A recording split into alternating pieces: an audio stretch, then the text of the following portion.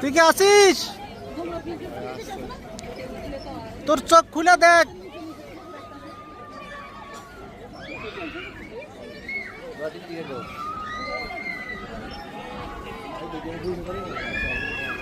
এটা তো আমি হইলে আমার অবস্থা খারাপ হয়ে যেত আবার।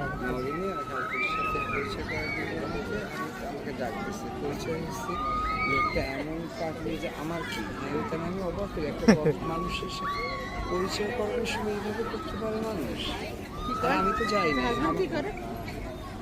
আমি খুব ইনসাল্ট লাগবে নিজের কাছে।